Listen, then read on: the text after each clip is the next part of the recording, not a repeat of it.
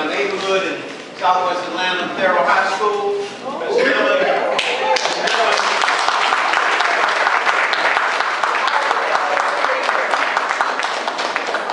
They come every year. Our lecture series. They come every year, and they are determined to be a part of this movement. And we want to thank Ms. Lemon for bringing them every year. They'll be back in July for the reenactment. The final thing I want to say before we let you come and get this food and get prepared to go on the march, I said it yesterday in Macon because, you know, this time of year is a very special period of time in our lives. Those of us who work for the SCLC, George Shinmosa just came in, so Jose Williams staff with me, and I work with his brother Earl, Ruby, I think, Ruby back there? Yes. Ruby's over here, Earl's widow.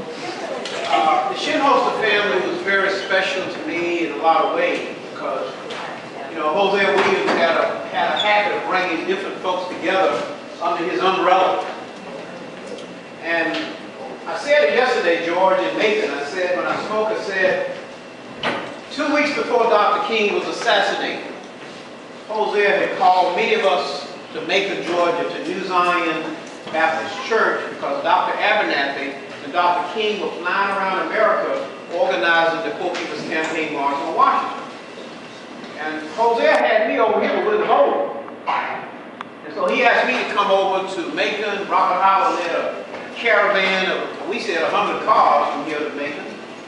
Ben Clark from Savannah, Leon Hall from Montgomery, Jimmy Wells from Claxton. We all ended up there. I don't know if you were there, George, on that day or not. I don't know. But it was March 21st, 1968 at New Zion Baptist Church in Macon, Georgia. When we got there, Dr. Abernathy had introduced Dr. King, and Dr. King had spoken, and they were sitting in the fellowship hall, and they were eating the fried chicken, and, you know, collard greens, and drinking iced tea, and eating the cobbler, and we walked in, and Jose asked Willie Bowler to give us a report on our project in Walton County, which was really around school desegregation down the road in Social Circle. Because we had been, you know, laying in the streets and blocking the buses and going to jail. Alabelle Norris and Ann Nesbitt were the two educators down there. And so Boland gave the report, and when he finished, Jose said, "Is there anything you want to add, Tyrone?" I said, "Yeah, you told me to go to Monroe, Georgia." And I met Mr. Dan Young, and the first thing he did was he introduced me to this horrible lynching case, the Moores Ford Bridge lynching. When I said, "Mr. Dan Young, Dr. King, stop eating," he stood up and he said, "Well, where's Dan?" I don't know. He may have a funeral. He's got a funeral home in Monroe and one in Covington. I don't know.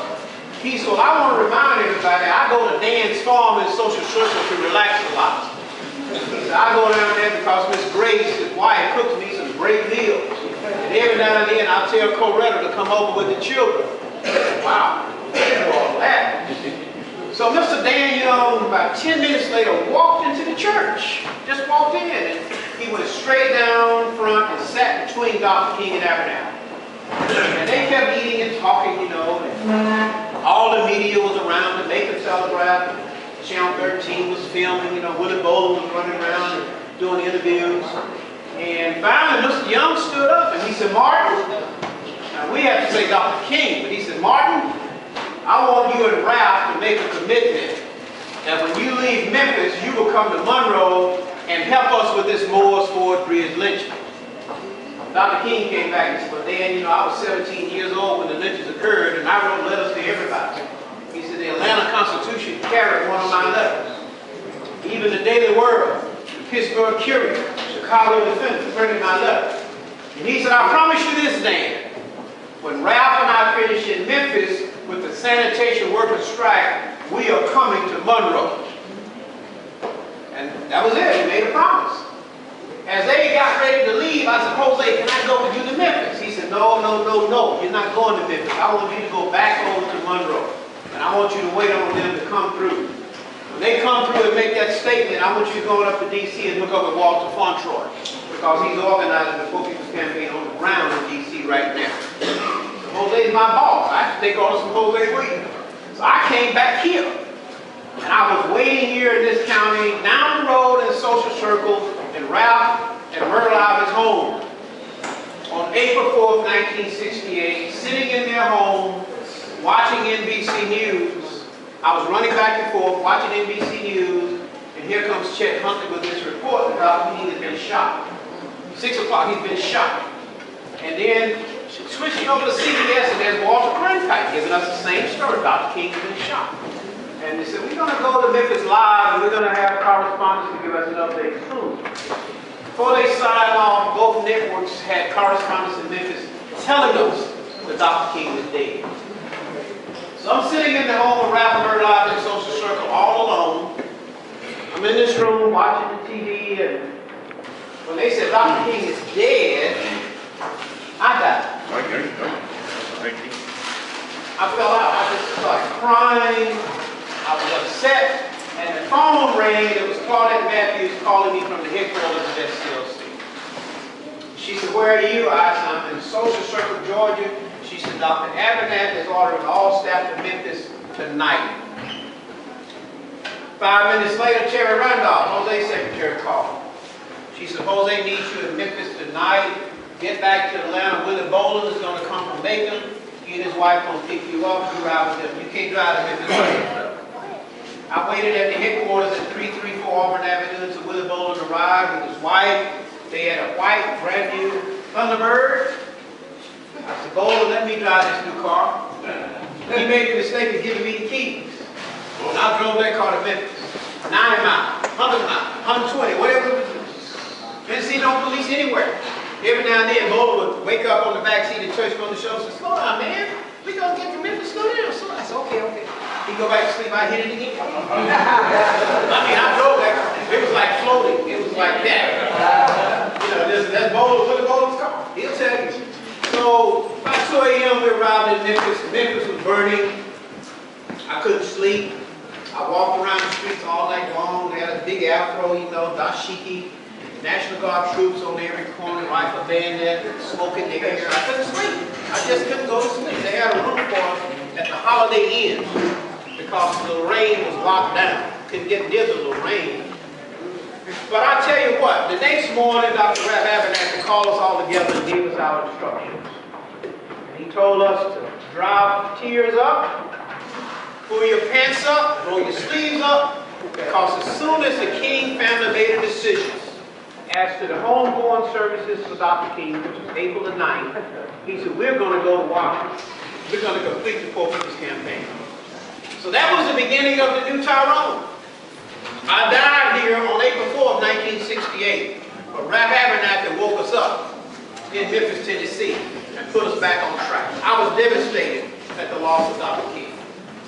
Jose was calling my mother in Warrington every day, telling her, Miss Ruby, don't worry, I'm going to work it out of it. If I don't work it, you'll go crazy. I'm going to work it out of it. And that's what saved me. I was devastated. I just can't describe. At the age of 22, the loss of Martin Luther King Jr., whom I consider the greatest man to walk this planet since Christ.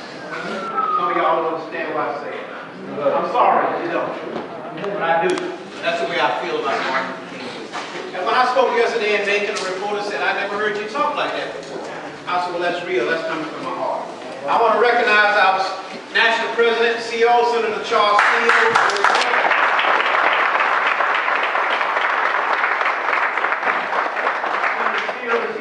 Every time we come to Monroe, he's here. He gave us the idea to do the reenactment in July. It came from him. It didn't come from me. It came from Charles Steele. James Orange and all of us on the bridge, April 4th, 2005, and Charles Steele said, we need to do a reenactment of this. That came from Charles Steele. It did not come from me. I had never thought of a reenactment. That reenactment would be July 26th. Today we march. But I want to recognize the leadership of SCLC women, Ruby Shinholster, Jimmy Dito, thank you for bringing them over. Ruby, come up and just say a word on behalf of SCLC women. You had a great program last night down at G.B.R.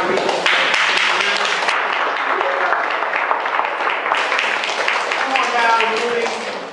And this is a sister who's married to my dear brother Earl Shinholster, George brother, and She is the one that really keeps SCLC women functioning. Mrs. Ruby Shinholster, let's say hello on behalf of SCLC women. Okay, again, I'm Ruby Shinholster from SCLC Women Inc. Under the leadership of our new interim CEO, Scholar Preston Rattle. And we're just glad to be here today. We always have someone here, but I told Tyrone this week that I know we were finished with our gala last night, that I don't have time to come, and he would see me more often. We are glad to be here. We want to be a part. Hopefully in the next couple of months we'll be able to get our interim CEO present. But I'm here today. I'm here to walk. I'm prepared.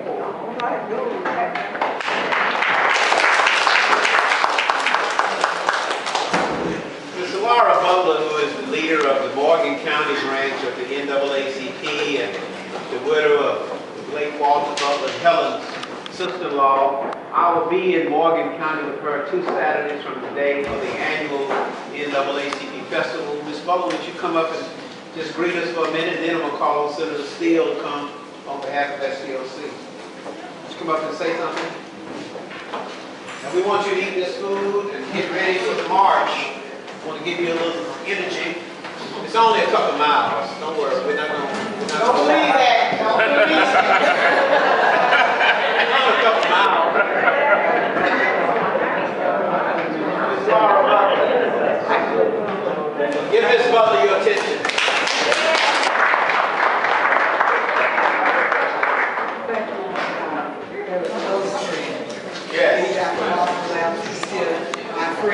Amen.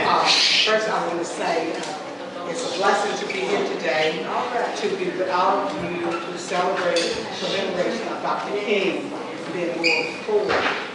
It's given me a pleasure to go with you and stand by you and speak the word out.